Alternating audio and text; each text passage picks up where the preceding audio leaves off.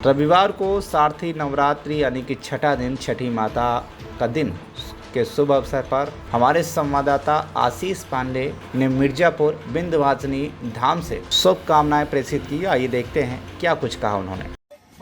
नमस्कार, मैं TV one India से क्राइम ब्यूरो चीफ आशीष पांडे, मिर्जापुर उत्तर प्रदेश। मिर्जापुर जनपद के माँ विंध्यवासिनी देवी धाम, जो कि मिर्जापुर जिला का ऐतिहासिक और प्राकृतिक और भौतिक और सामाजिक हर तरह से यहाँ पे रहस्य भरा हुआ है। हमारे रामचरितमानस में श्री तुलसीदास जी लिखते हैं, कमल सुकाज कठिन जगमाही जो नहीं हुई ता तुम पाही, देवी पूजी पद कमल तुम्हारे सुरनर मुनि सब मोहि सुखारे। यह मनुष्य जो है इस मृत्यु लोक में प्रत्यक्ष देवों के रूप में, देवियों के रूप में लोग अपनी शक्ति को अर्जित करने में लगे हुए हैं। उस जगह पर मैं खड़ा हुआ हूँ, काशी और प्रयाग के मध्य माँ विंध्यवासिनी देवी धाम, योग माया अष्टभुजा देवी धाम। अष्टभुजा देवी धाम से उतर करके पश्चिम साइड गणेशानंद महाराज जी, गणेश जी का आश्रम है, वहीं मैं खड़ा हुआ हूँ। और यह त्रिकोण का मार्ग है। जो त्रिकोण करते हैं उस त्रिकोण से गुजरते हुए इसी रास्ते से सीता कुंड जाते हैं। भगवान राम जब अयोध्या से चल के आए थे यहाँ, तो यहाँ सीता की रसोइयाँ है और माता सीता का शयन और यहाँ पे उनका विश्राम स्थल था।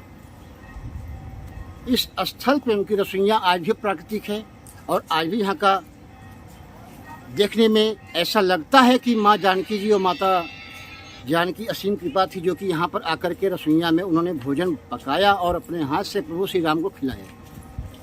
नमो देव्यै महादेव्यै शिवाय सत्यम नमः, नमः प्रकृते भद्रायै नेता पड़तास्मताम। माँ साक्षात इस पूरे ब्रह्मांड लोक में, मृत्यु लोक में अगर कोई है, माँ का साक्षात यहाँ पे माँ साक्षात विराजमान है। ओम हिरण्यवर्णम हरिणीं सुवर्णो रजस्रजाम चंद्रां हिरण्मये लक्ष्मी जातवेदो आवह। जब भगवान सूर्य नारायण भगवान के ऊपर संकट आया, यही विंध्य पर्वत जहाँ मैं खड़ा हुआ हूँ, विंध्य पर्वत अपने अहंकार और मदमस्त में इतना अहंकार हो गया था उसको कि हमसे बड़ा कोई इस मृत्यु लोक में है ही नहीं। तो सूर्य भगवान को भी उन्होंने ढक लिया था। तो इस मृत्यु लोक में सभी देवी देवता दिखते लगे। प्रकृति के साक्षात स्वरूप नारायण सूर्य भगवान दिखते हैं और उनको लोग सुबह उठते हैं, जब उनके सर पे चढ़ जाते हैं तो मनुष्य 1,84,000 योनियों के बाद जन्म लेता है। जन्म लेने के बाद प्रत्यक्ष देव के रूप में सूर्य भगवान हैं। अब मनुष्य का जो तेज होता है सूर्य से ही प्रभावित होता है। सूर्य नमस्कार ही मानव का जीवन का सबसे बड़ा मूल मंत्र होता है। तो हमारा कहने का यह तात्पर्य है कि यहाँ पर महाकाली, महालक्ष्मी, महासरस्वती तीनों रूप में माँ विराजमान है। आप हर जगह पूरे ब्रह्मांड में गए होंगे, देखे होंगे देवस्थान पर, लेकिन बट यहाँ का जो मौलिक रूप और नज़ारा देखने को मिलता है, माँ अविरल गंगा जो कि साक्षात माया के रूप में विराजमान है। यहाँ पर विंध्य पर्वत के सीने पर से माँ गुजर के गई हैं, जो कि यहाँ तारापीठ रमगया घाट बोला जाता है। आज भी वहाँ पे साधना तंत्र मंत्र चलता रहता है और इंसान को मोक्ष की प्राप्ति के लिए भी वहाँ लोग अपना प्रभु के पितरों के लिए पिंडदान करते हैं, जो कि अमावस्या पे मनाया जाता है। एवं योग माया माँ अष्टभुजा महाभारत काल से श्री भागवत गीता में कंस के द्वारा आकाशवाणी से जब भगवान कृष्ण जन्म लिए थे, उसके पहले ही माँ आकर के यहाँ आकाशवाणी कर दी थी। तो महाकाली जो है आकाशवाहिनी है, उनका मुंह ऊपर है। महिषासुर का वध करने के बाद क्रोध में लाल हुई, विकराल रूप आकाश वायु के मंडल की तरफ उनका मुंह था।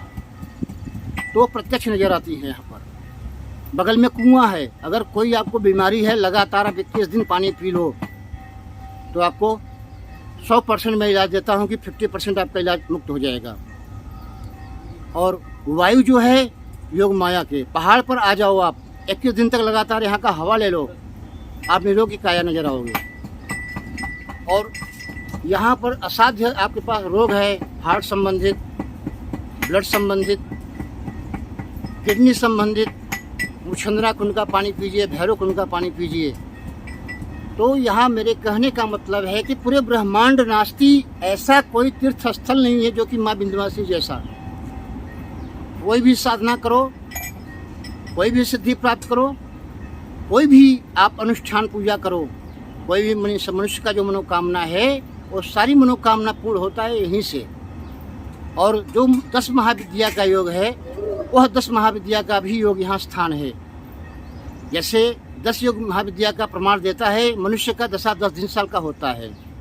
जैसे पौधा पनपता है उसी तरह पौधा ढल भी जाता है, वही उसका दशा 10 साल होता है, वही मानव का रूप होता है। और जो इंसान का अहंकार होता है वह प्रभु का आहार होता है।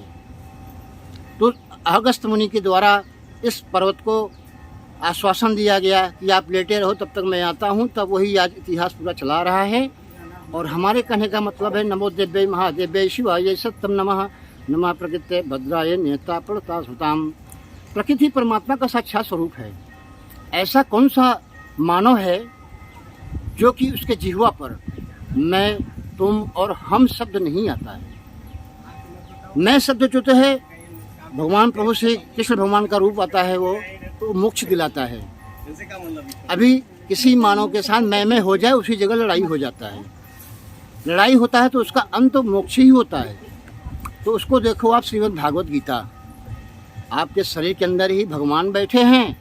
इस भगवान को आप जगाइए, भगवान को आप याद करिए। तुम शब्द जो है मर्यादा पुरुषोत्तम राम हैं, तीनों लोक के मालिक हो करके उसके बावजूद भी मानव को इस मृत्यु लोक पर कैसे जीना चाहिए, कैसे उनको रहना चाहिए, कैसे उनको समाज को आगे चलना चाहिए, समाज को किस दिशा को मोड़ को ले जाना चाहिए, और गृहस्थ आश्रम को कैसे जीवन यापन करना चाहिए, ये प्रभु श्री राम के चरणों से लोग अपना ग्रहण करके रामचरितमानस का पाठ करते हैं, कराते हैं, पर उनके अपने अंदर में ग्रहण नहीं करते हैं, अपने स्वार्थ के पीछे पागल रहते हैं। ये हो गया तुम शब्द। और हम शब्द जो है, ऐसा कौन सा मानव है जिसके जिह्वा पर हम शब्द नहीं आता है, सुबह से लेकर शाम तक आता है।